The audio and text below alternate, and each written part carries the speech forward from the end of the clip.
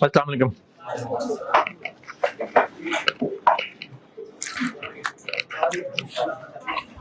दुरूद शरीफ पढ़ लें।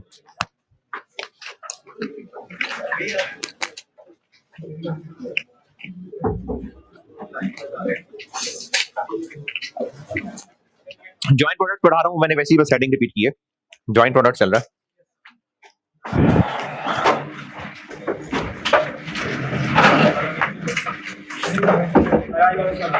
है जी, नहीं कल पढ़े तक बस पॉज करना है।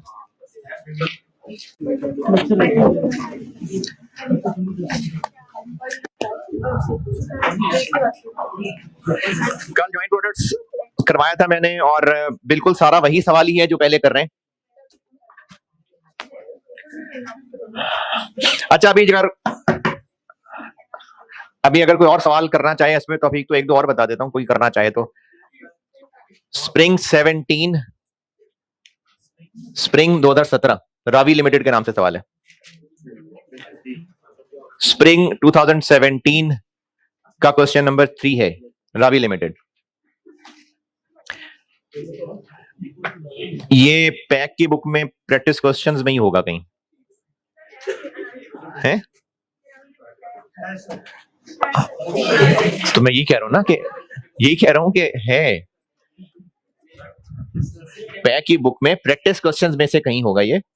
स्प्रिंग 2017 रावी लिमिटेड के नाम से है।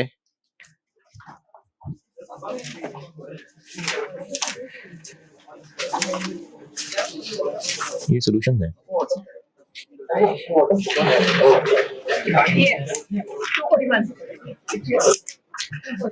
241 पेज पे है पैक की बुक में, प्रैक्टिस क्वेश्चन 10। और जिनके पास वैसे कोई और बुक हो या पास पेपर्स कंपाइल हुए हो तो स्प्रिंग 2017 अटेम्प्ट का क्वेश्चन नंबर 3। एक मैंने पहले भी एक हस्बे तौफीक सवाल बताया था, तो वो तौफीक ना हुई हो शायद किसी को। और एक हस्बे तौफीक सवाल और है। ये हस्बे तौफीक सवाल वो है जो मैं क्लास में नहीं कर रहा डिस्कस, किसी ने करना हो पूछना हो तो अलग से पूछना, मजीद प्रैक्टिस के लिए बता रहा हूं करना चाहें तो। और एक और है वो पैक की बुक में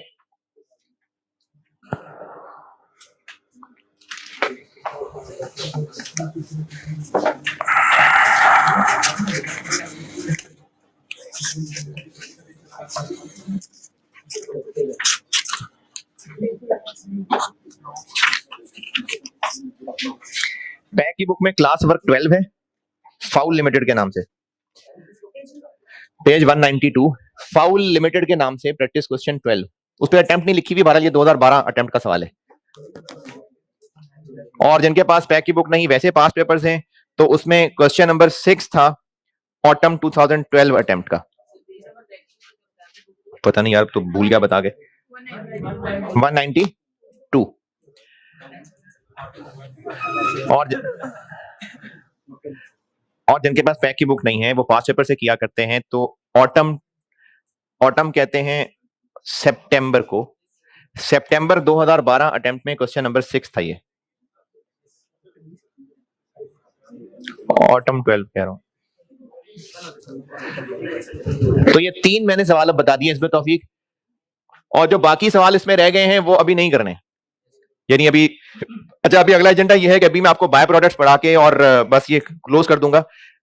मिड टर्म के बाद एक क्लास इसमें मैं और लगाऊंगा, और जॉइंट बाय प्रोडक्ट्स के ना 4 तगड़े सवाल हैं जिनमें से मैं एक क्लास में कराऊंगा, और बाकी जो है वो एक एक करके होमवर्क डिस्कस क्लास में एक खुद सॉल्व करूंगा, बाकी फिर होमवर्क डिस्कस के साथ होंगे। उसके अलावा ये प्रोसेस कॉस्टिंग बस खत्म है।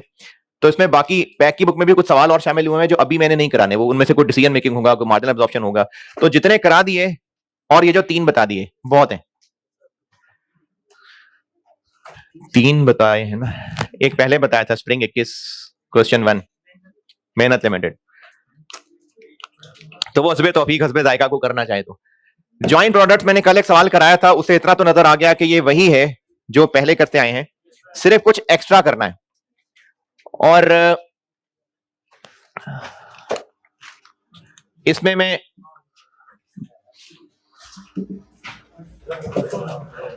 अच्छा, मैं लिख तो रहा हूं अंग्रेजी की मैं क्या बताने लगा हूं, लेकिन इसको अगर आप अपने अल्फाज में लिखना चाहें तो लिख सकते हैं। मैं बता देता हूं कि मैं लिखना चाह क्या रहा हूं।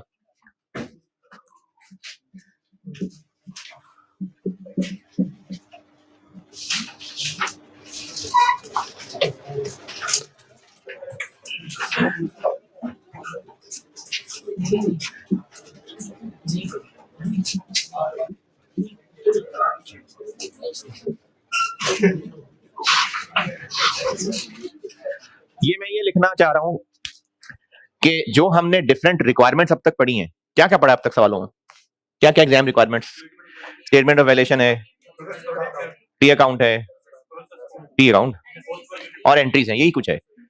स्टेटमेंट ऑफ वैल्यूएशन थी या टी अकाउंट है या एंट्रीज हैं, तो वही सब कुछ हो, लेकिन सवाल अब ज्वाइंट प्रोडक्ट का आ जाए तो क्या फर्क पड़ेगा, ये बताने लगा। अगर स्टेटमेंट ऑफ इवैल्यूएशन पूछी हो, ये मैं कल वैसे बता भी चुका, लेकिन चलें अभी लिख देता हूं।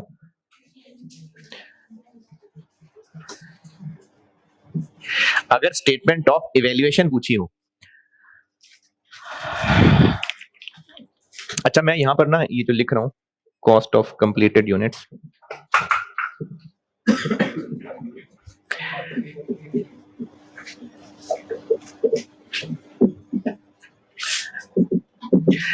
अच्छा आप बेशक ये चीज जरूर लिखें, लेकिन इसके बाद जो मैं उर्दू में बता रहा हूं वो भी अपने आप को समझाने के लिए लिखें। मेरा ये हेडिंग देके ये लाइनें लिखने का मकसद ये है कि जैसे पहले कॉस्ट ऑफ कंप्लीटेड यूनिट्स निकालते थे वो करेंगे, उसके बाद उसको तोड़ के भी बताएंगे।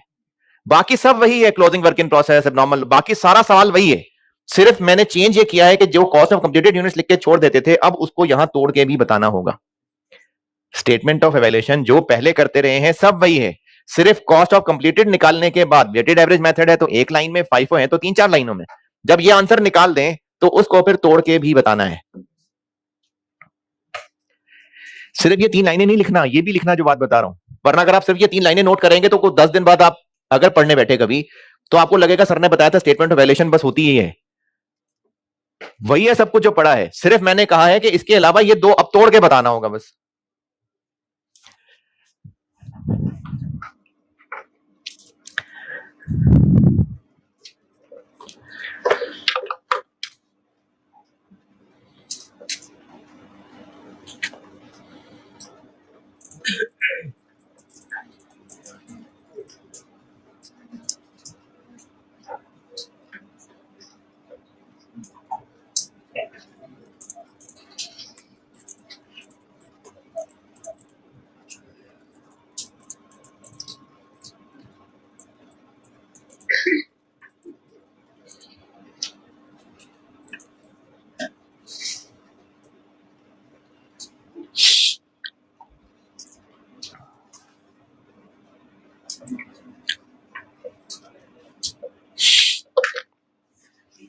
अच्छा, और एंट्रीज पड़ी थी, अगर एंट्रीज पूछी हो तो बाकी सब कुछ तो वही रहेगा जो ट्रांसफर आउट की एंट्री पड़ी थी। क्या एंट्री थी ट्रांसफर आउट की? वर्क इन प्रोसेस अगला, या अगर फिनिश गुड्स हैं तो वो, और ये वाला वर्क इन प्रोसेस क्रेडिट, ये एंट्री पड़ी थी। अब इसकी जगह, यानी ये नहीं होगा, अब इसकी जगह आ जाएगा फिनिश गुड ए अलग और फिनिश गुड्स बी अलग, ये फर्क पड़ जाएगा। और अगर ए और बी फिनिश गुड्स नहीं है तो जिस भी अगले प्रोसेस में जा रहे हैं, लेकिन अब ये जाएंगे अलग अलग।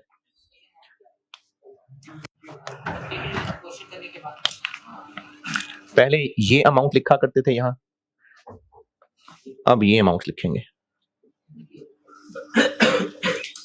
यानी वो जो डेबिट लिखते थे अब वो टूट जाएगा, बस ये फर्क पड़ेगा।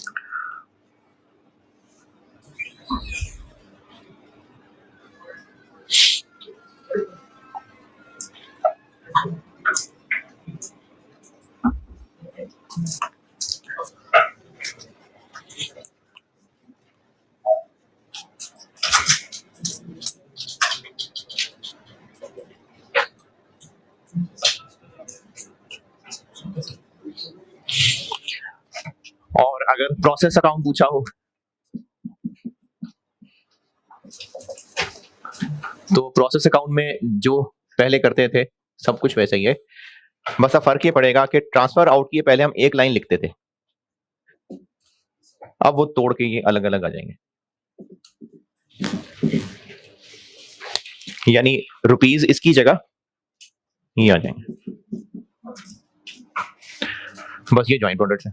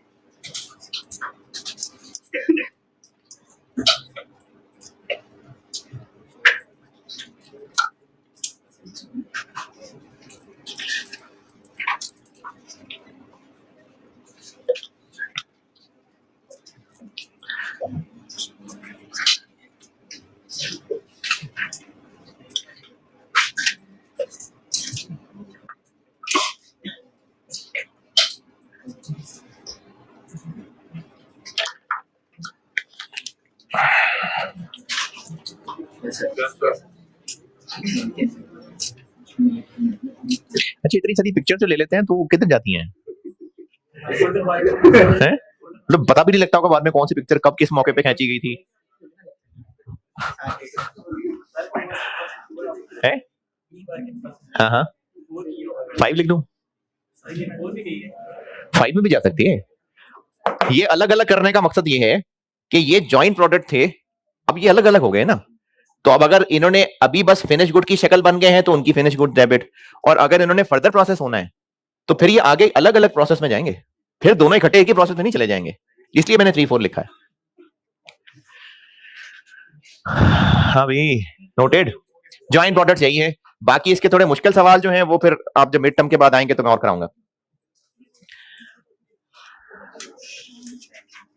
बाय प्रोडक्ट,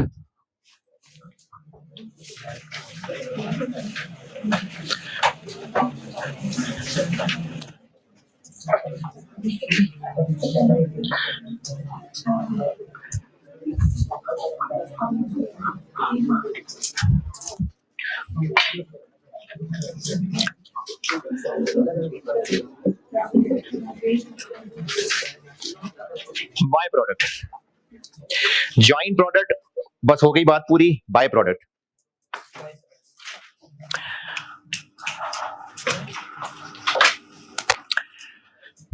इसकी मिसाल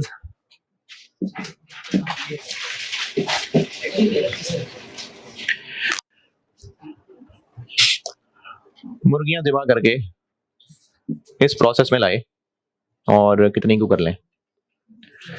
हैं 50,000 कर लें, चलो 15,000। हाँ ज़िबा करके, हाँ हाँ ज़िबा करके अब इन प्रोसेस में जाएंगे और इस प्रोसेस से जो भी कटिंग प्रोसेस है इससे हासिल हो जाएगा नगेट्स बनाने के लिए। बिल्कुल ठीक है, नगेट्स बनाने के लिए बोनलेस मीट हासिल हो गया, और क्या कर ले, वो इसी से बन जाएगा ना। और है लेग पीस अलग कर लेते हैं, वो इधर हो गया ना यार। हाँ जी, और क्या कर ले, विंग्स अलग कर लेते हैं, स्पेयर पार्ट्स अलग कर लेते हैं।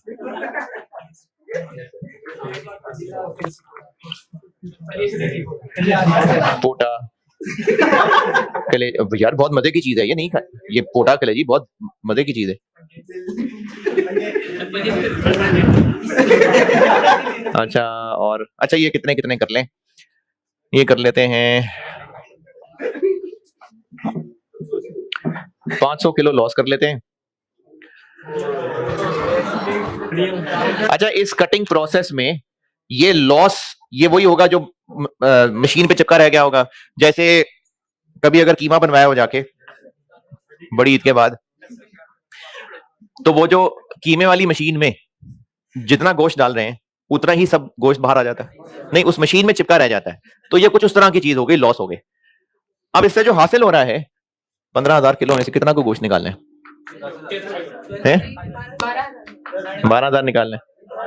चले 11,000 ज्यादा हो गया, चले बन 9 आखिरी 9,000 किलो निकाल लेते हैं। लेग पीस ले लेते हैं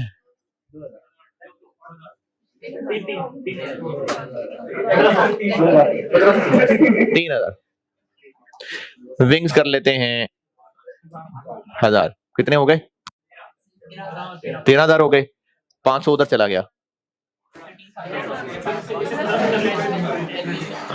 1,500 नहीं 1,000 किलो ये ले लेते हैं, कितने हो गए? 500 रह गए, बस ठीक है। ये है बिजनेस के जॉइंट प्रोडक्ट्स, ये सब मेन प्रोडक्ट्स हैं। इस बिजनेस ने इस कटिंग प्रोसेस से ये जो चिकन ज़िबा करके इस प्रोसेस में डाले थे, ये सारे जॉइंट प्रोडक्ट्स हैं जो हासिल कर लिए। इसके अलावा कितने किलो हो गए?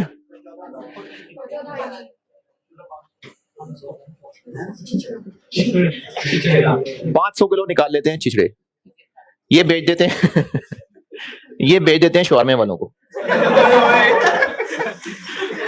वाकई बड़ा शवारमा। अच्छा, ये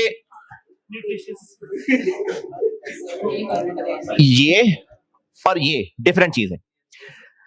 अच्छा, सवाल में नहीं आपको पहचानना होगा, सवाल में क्लियरली पता चलेगा, लेकिन वैसे नॉलेज के लिए बता रहा हूं।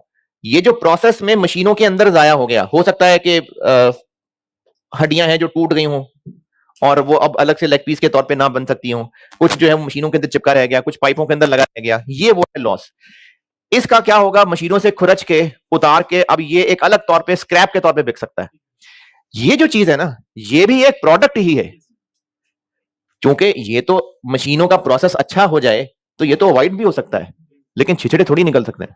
मतलब छिछड़े अवॉइड हो सकते हैं, और मुर्गियां एक्सरसाइज करती हों, फैट्स उन्होंने सब बर्न कर ली हों, तो छिछड़े नहीं होंगे? होंगे। तो ये भी है प्रोडक्ट ही, लेकिन इतनी सारी मुर्गियां ज़िबा की थी इसके लिए।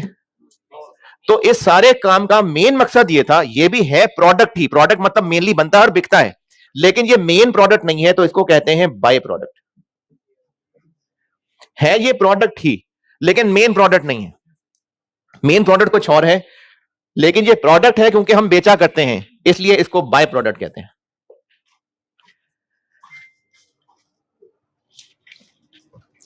अब इस बाय प्रोडक्ट की अकाउंटिंग क्या करनी है वो बताता हूं।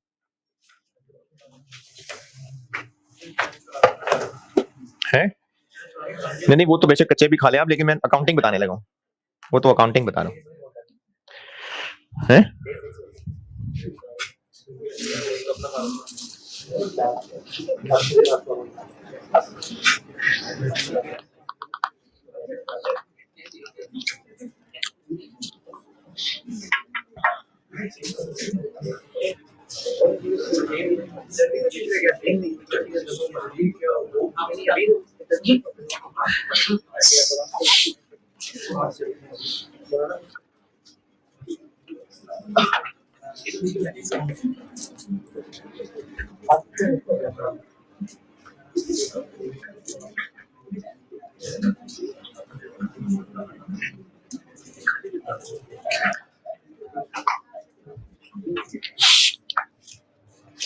अच्छा, ये जरूरी नहीं है ये प्रोसेस 1 का ही आउटकम हो, प्रोसेस 2 3 में भी हो सकता है।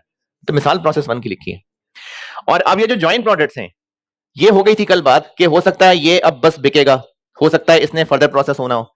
तो जॉइंट प्रोडक्ट्स बिल्कुल फाइनल शक्ल में भी हो सकते हैं और फर्दर प्रोसेसिंग में भी जा सकते हैं।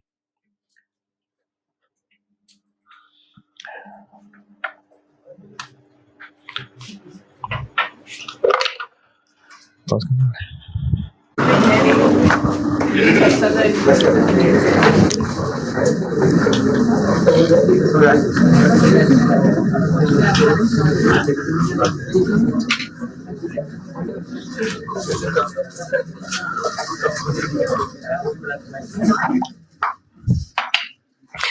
बाय प्रोडक्ट्स की अकाउंटिंग करनी क्या है, अकाउंटिंग के लेवल के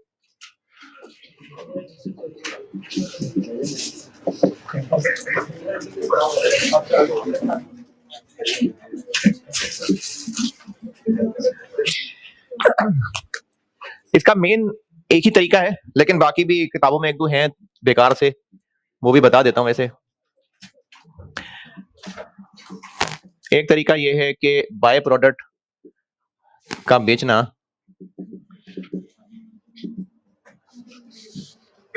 अदर इनकम मान लिया जाता है, यानी कैश डेबिट और अदर इनकम क्रेडिट।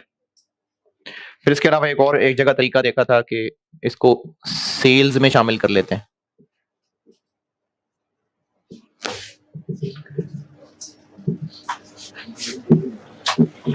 यानी बिजनेस इसको सेल्स अकाउंट में शामिल कर लेता है,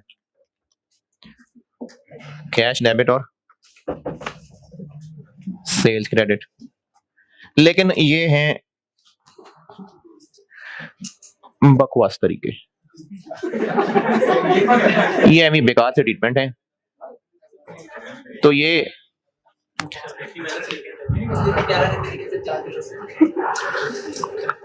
अब जो तीसरा बताने लगा हूं वो है बाय डिफॉल्ट।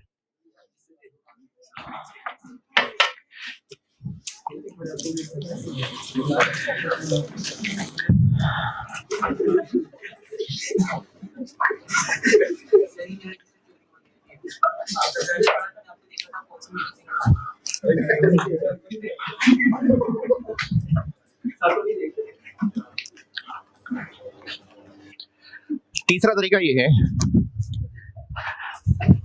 और यही तीसरा वाला तरीका मेन है।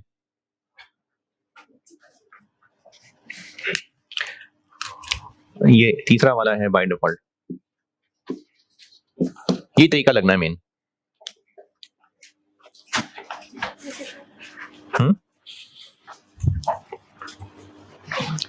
अब इसमें करना क्या क्या है, काफी कुछ करना है। तो जितनी वर्किंग्स कराई हुई हैं उनमें से एक एक करके सबको बताता हूँ, यानी क्वांटिटी स्केड्यूल हो तो उसमें क्या करेंगे, फिर ईपी में क्या करेंगे, इस तरह से बताता हूँ। सारी वर्किंग्स एक एक करके ना, केस में इनका क्या क्या करना है वो बता रहा हूँ। ये जो अब ट्रीटमेंट बता रहा हूँ ना, ये है इसका बाय डिफॉल्ट ट्रीटमेंट।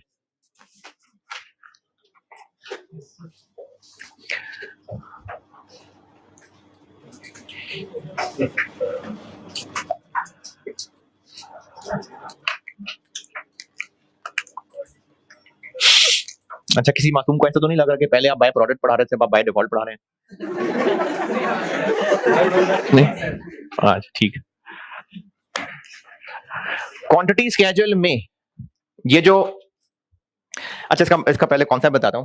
क्योंकि मेन प्रोडक्ट्स ही असल मकसद थे बनाने का, तो इसलिए बाय प्रोडक्ट की कॉस्ट नहीं होती, कोई बाय प्रोडक्ट को कोई कॉस्ट एलोकेट नहीं होती, सारी कॉस्ट मेन प्रोडक्ट की होती है। हाँ, बाय प्रोडक्ट जो कमा के दे देगा उसको मेन खर्चों में से लेस कर लेंगे, बिल्कुल जैसे नॉर्मल लॉस के साथ सलूक हो रहा होता है ना, बिल्कुल वैसा सा सलूक इसके साथ होगा। दोबारा सुने, इसको कोई कॉस्ट अलॉट नहीं होगी, इसकी कोई कॉस्ट नहीं है, क्योंकि सारा खर्चा हो रहा है मेन प्रोडक्ट्स बनाने के लिए, तो चूंगे में बन रहा है, तो इस चूंगे की कोई कॉस्ट नहीं है।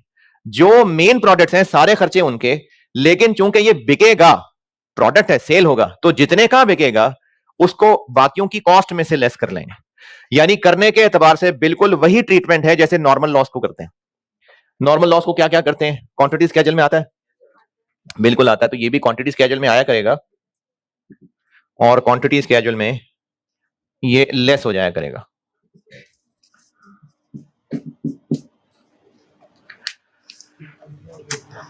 ठीक है, बाकी सब वही होगा, बस ये एक लेस होने वाली चीज आ जाएगी।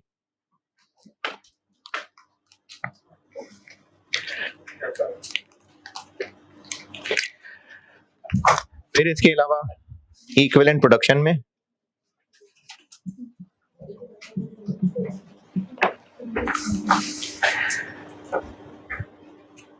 और स्टेटमेंट ऑफ एवेल्युएशन में नॉर्मल लॉस आता है, इक्विवेलेंट प्रोडक्शन में, स्टेटमेंट ऑफ एवेल्युएशन में, तो फिर ये भी नहीं आएगा। क्या कहें इसको, इग्नोर, क्या इग्नोर चले, या नो ट्रीटमेंट, नो ट्रीटमेंट लिख लें, इग्नोर बाय प्रोडक्ट कह लें, नो ट्रीटमेंट कह लें, चले। ये करने के एतबार से बिल्कुल नॉर्मल लॉस की तरह ही ट्रीटमेंट हो रहा होता है। मैंने ये नहीं कहा कि ये नॉर्मल लॉस है, लॉस और चीज है। लॉस वो है जो मशीनों में लगा रह गया था, टूट गया था, खराब हो गया था, उसको वहां से खुरच के बेचना है किसी को कबाड़ के तौर पे। बाय प्रोडक्ट वो है जो बिकना प्रोडक्ट के तौर पे, लेकिन मेन मकसद वो नहीं था, इसलिए इसको बाय प्रोडक्ट कहते हैं, लेकिन है वो प्रोडक्ट।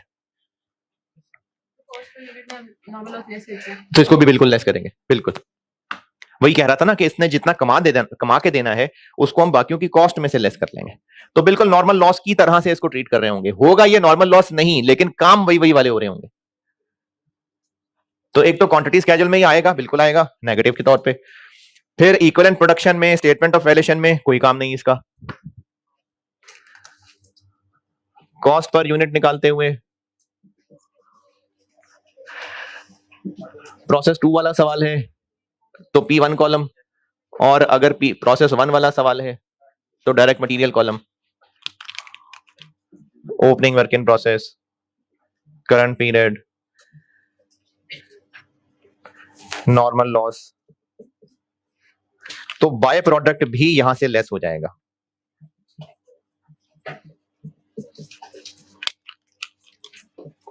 तो ये पर यूनिट कॉस्ट का न्यूमरेटर बनेगा। अच्छा, बाय प्रोडक्ट की क्या फिगर यहां से लेस होगी? इसकी सेल वैल्यू।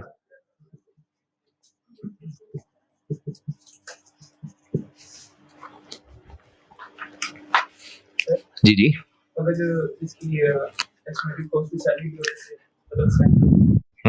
फिर वो यहां से ऐसा हो गया सिर्फ सेल वैल्यू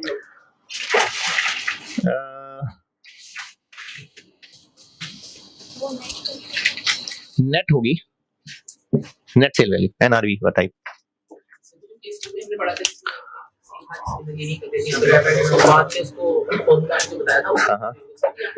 नहीं, वो सिर्फ नॉर्मल लॉस का काम था। ये बाय प्रोडक्ट यही होगा। सवाल ये पूछ रहा है कि वो जो लॉस बिफोर मटेरियल और लॉस आफ्टर न्यू मटेरियल वाला काम था, वो तो बात ही लॉस की हो रही थी ना, वो तो बात ही लॉस की हो रही थी। ये लॉस तो नहीं है, वो वहीं रहेगा, यहां बस ये आना है।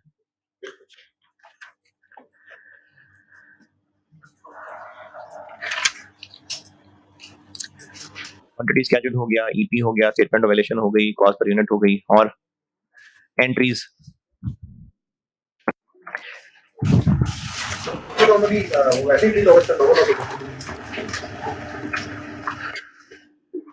प्रोसेस कटी है अकाउंट में जी, करता है भी नेट। हाँ जी, अगर वो खर्चा हो रहा है तो।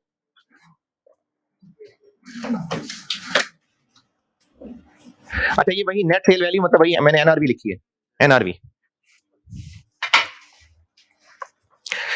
और एंट्रीज, तो बाय प्रोडक्ट की एंट्री क्या होगी? अगर तो ये बस बिकना है तो इसके नाम की एक इन्वेंट्री बन जाएगी।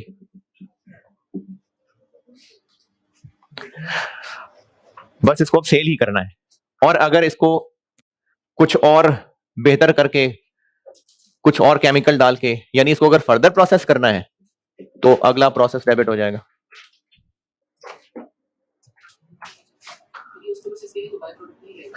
किसके लिए? अगर आगे किसी प्रोसेस में जाना है, हाँ, उसके लिए वो ट्रांसफर इन बन जाएगा, बिल्कुल। इसके लिए नहीं, मेन प्रोडक्ट नहीं। अगर ये बाय प्रोडक्ट, अच्छा, ये बाय प्रोडक्ट जिस प्रोसेस से निकला है ना, उसके लिए कॉन्सेप्ट है ज्वाइंट और बाय प्रोडक्ट का। अब अगर तो इस बाय प्रोडक्ट बस अब सिर्फ बिकना ही है तो ये एंट्री, और अगर इसने आगे किसी और प्रोसेस में जाना है तो फिर ये उसके लिए ट्रांसफर इन होगा। वो वाला प्रोसेस डेबिट और ये वाला प्रोसेस क्रेडिट।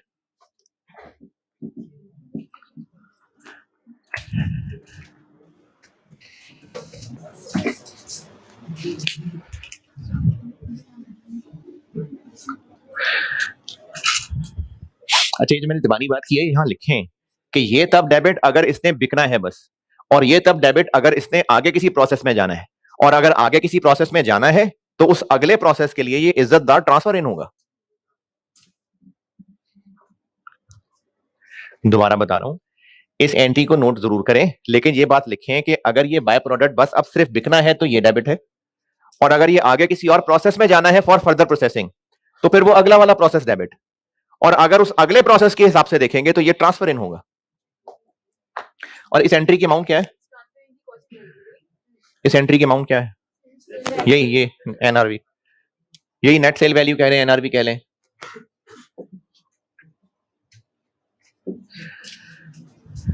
एनआरवी लिख लें बेशक, वही जो कर रहे थे ज्वाइंट प्रोडक्ट के लिए भी।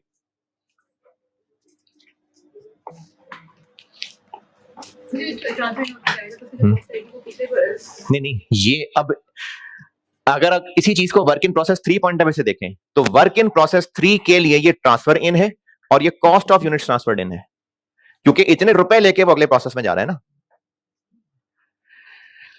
ये बात लिखिए इस एंट्री के नीचे कि अगर ये बिकना है बस तो ये वाला डेबिट, और अगर इसने आगे किसी और प्रोसेस में जाना है तो वो अगला वाला प्रोसेस डेबिट। इस एंट्री की अमाउंट यही है, एनआरवी नेट सेल वैल्यू, और उस अगले प्रोसेस के लिए ये ट्रांसफर इन होगा और ये कॉस्ट ऑफ यूनिट्स ट्रांसफर्ड इन होगा। अगले प्रोसेस के लिए तो यही इसकी कॉस्ट कहलाएगी ना।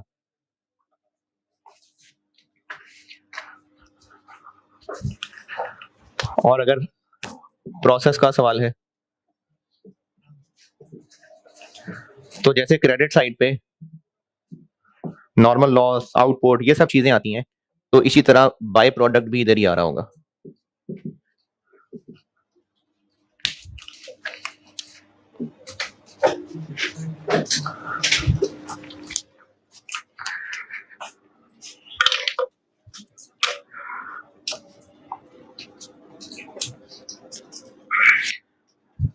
चलें सवाल लिखें, यहां तक नोट कर लें। ये बाय प्रोडक्ट डन, सवाल करते हैं इसका। हाँ जी, हाँ देखें, इस प्रोसेस से जिस अमाउंट पे इसको यहां से भेज रहे हैं ये वो अमाउंट है। हाँ जी, नहीं सेल हो सकता नहीं है, नेट कह रहा हूं। और ये अगर ये नेट सेल वैल्यू नहीं लिखनी तो एनआरवी लिख लें, यानी इसने फर्दर प्रोसेस होने के बाद बिकना होता 100 का, फर्दर प्रोसेसिंग में 40 और लगना होता, तो ये 60 रुपए से एंट्री होगी। हाँ, किसमें से नहीं हो रही? अच्छा, एक ना सवाल लिख लेते हैं, वो सवाल की फिगर सामने आएंगी ना, फिर उन फिगर से पूछेगा आप जो पूछना चाह रहे हैं।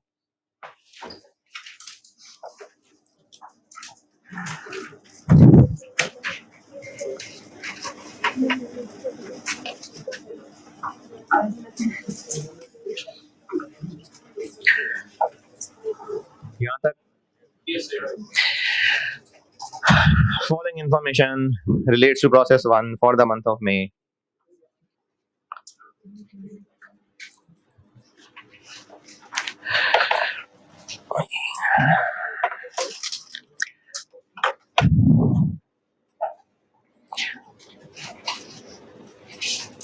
ओपनिंग वर्किंग प्रोसेस लिखें।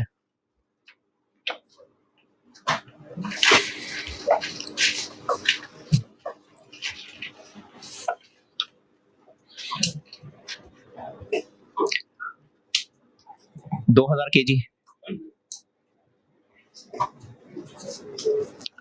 2000 kg, और ये हैं 60% कंप्लीट, 60% कंप्लीट, और इनकी कॉस्ट, डायरेक्ट मटेरियल कॉस्ट 40,000 40,000, और conversion cost 75,000।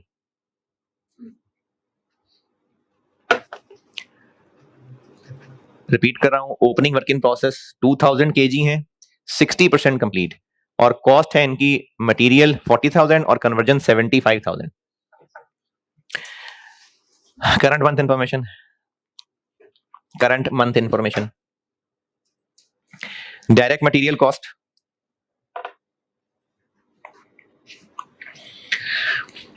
580,000, 5,80,000,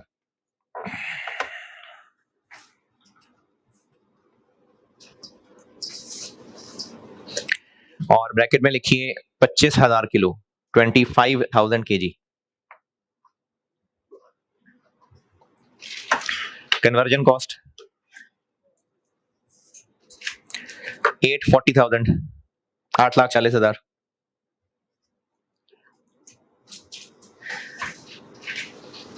closing work in process, closing work in process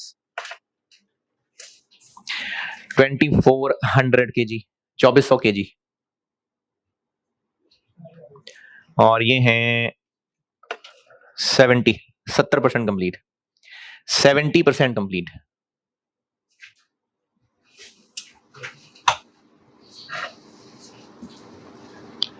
और क्या रह गया? Normal loss, normal loss 5% of input, 5% of input. Inspection stage 50%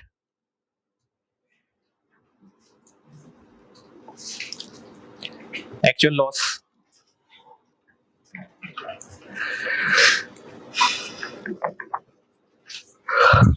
600 kilo, 600 kg। Scrap value of defective units, scrap value 10 रुपए kilo, scrap value 10 रुपए kilo है, 10। और by product, by product 1200 kilo, 1200 kg।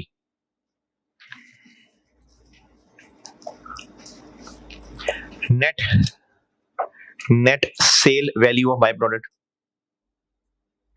Net cell value of by product 25 रुपए, ₹25 पर kg। और क्या रह गया?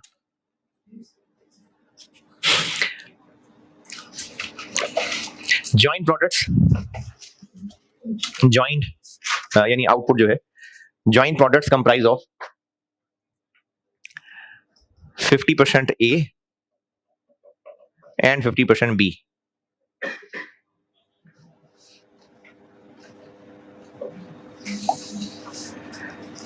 और FIFO मेथड है।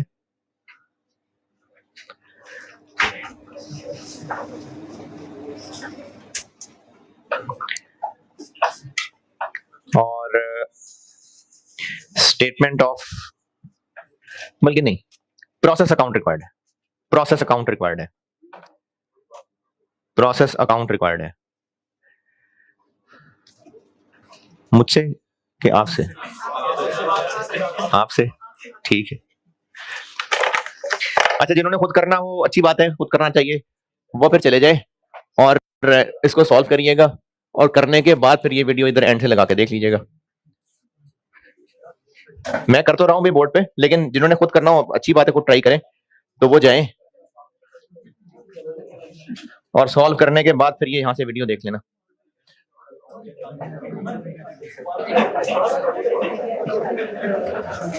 और ये ऑनलाइन वाले भी जो हैं, ये पॉज करके सवाल सॉल्व करके फिर देखना। क्वांटिटी स्केड्यूल,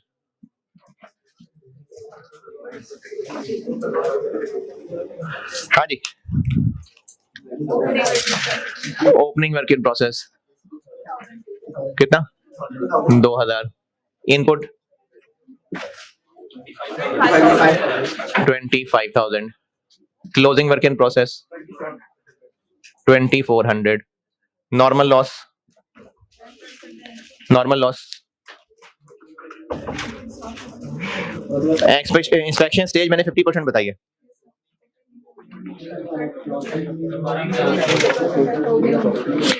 ओपनिंग पिछले महीने इंस्पेक्ट हो गया था, क्लोजिंग इंस्पेक्ट हो गया, इसलिए माइनस नहीं होगा, तो यही इंस्पेक्टेड है बस।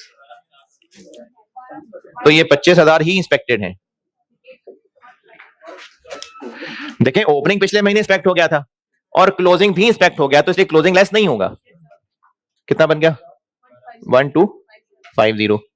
एक्चुअल लॉस तो फिर तो इसका मतलब है कि एबनॉर्मल गेन है 650, तभी ये 600 बनेगा ना। और बाय प्रोडक्ट 1200। तो जो मेन प्रोडक्ट्स बने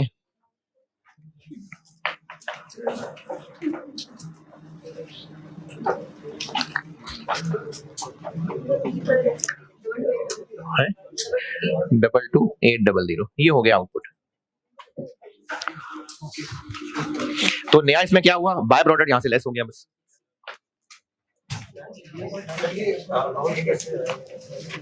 वो तो खत्म हो गई यार प्रोसेस कॉस्टिंग। एक्चुअल लॉस मैंने 600 बताया है, नॉर्मल लॉस 1250 है। तो एबनॉर्मल गेन 650 हो गया। इक्विवेलेंट प्रोडक्शन जैसे पहले करते हैं वैसे ही होगा।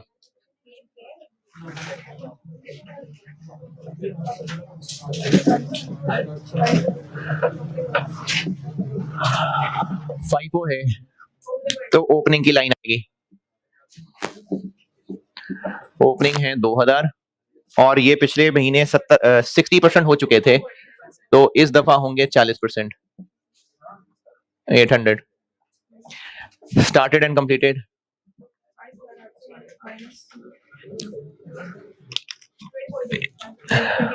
22,800 माइनस 2000 20800 और ये दोनों कॉलम्स में 20800 और closing work in process 2400, material पूरा और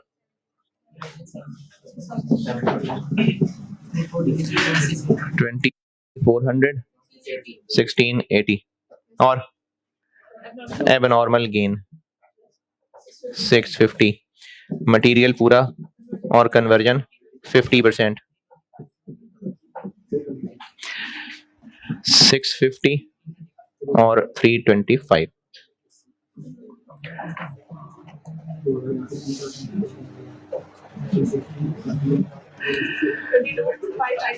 डबल 2550 जी, 22955। अभी तक सिर्फ बाय प्रोडक्ट वहां से लेस हुआ है बस, बाकी सब वैसे ही हो रहा है। Cost per unit, material, conversion, FIFO है तो करंट पीरियड कॉस्ट 580 और 840। नॉर्मल लॉस 1250 इंटू 10 रुपए 12500। By product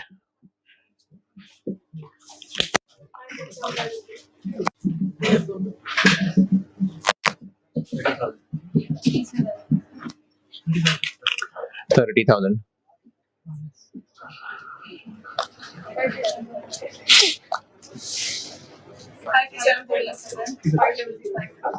five 37500।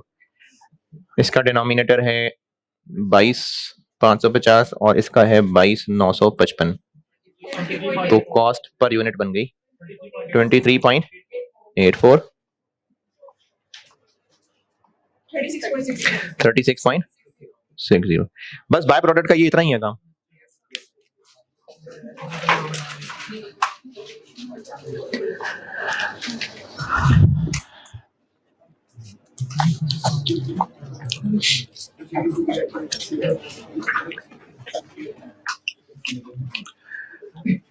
Process account बनाना है लेकिन वर्किंग में सही, लेकिन स्टेटमेंट ऑफ वैल्यूएशन बनानी पड़ेगी वैल्यूज निकालने के लिए।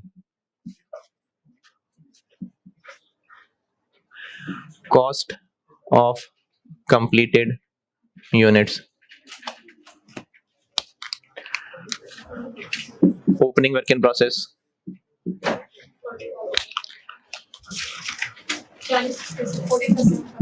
40 प्लस 75 और फिर इसके ऊपर कन्वर्जन पे खर्चा हुआ 800 इंटू 36.6 29280 और started and completed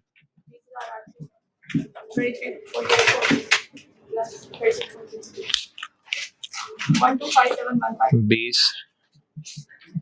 800 into 23.84 plus 36.6 1257152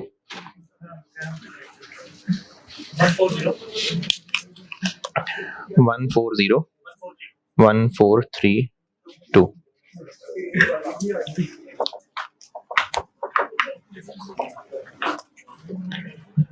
joint cost को एलोकेट कैसे करना है?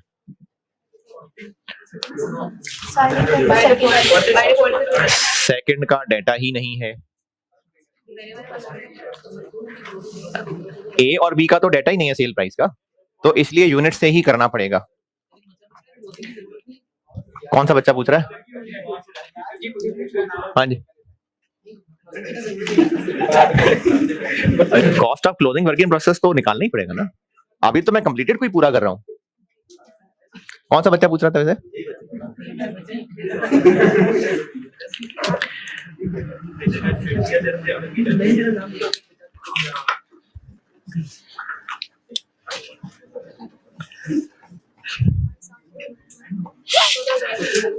तो 22,800 में से दोनों आधे आधे हैं, यानी 11,400 11,400, तो 1401432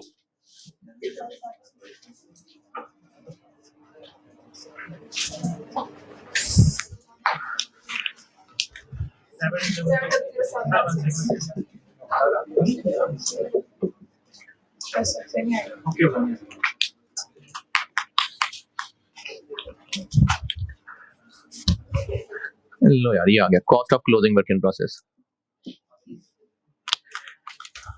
मटेरियल कन्वर्जन, मटेरियल में आ जाएगा 2400 इंटू 23.84 और 1680 into 36.6 57216 61488 118704 cost of abnormal gain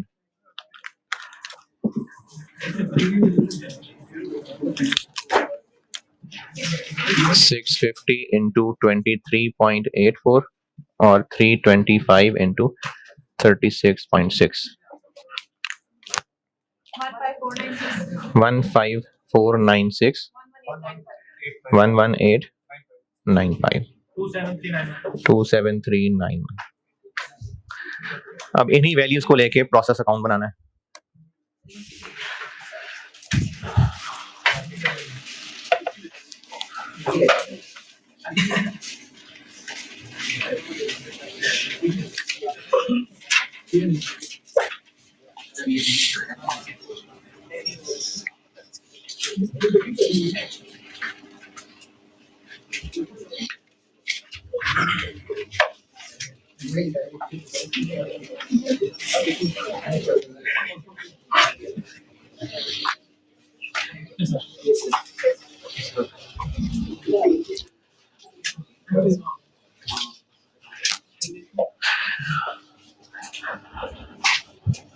process costing खत्म। एक साल कराऊंगा, एक पे बाद में और मिड टर्म से वापस आएंगे, बस उसके बाद फिर अगला चैप्टर।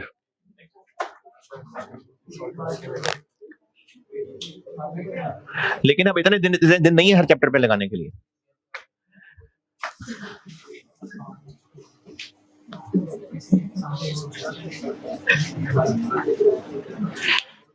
हाँ जी, process account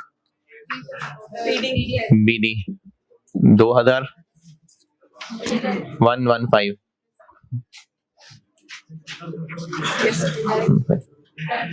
direct material 25,000 580, conversion 840, abnormal gain 650, 27391। ये कहाँ से आया? ये यहाँ से।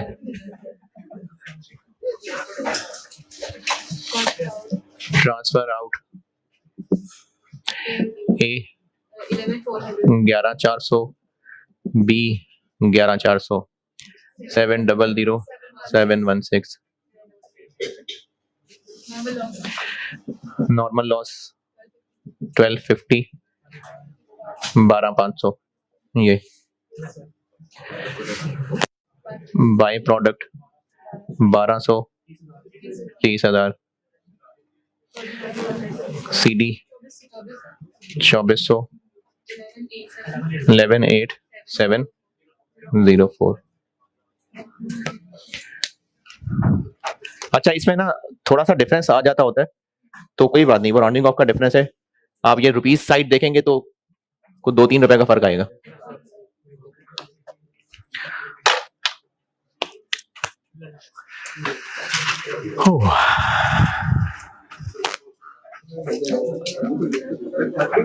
है? नहीं, FR 1 है। नहीं, FR 1 है। 1.5-2 घंटे।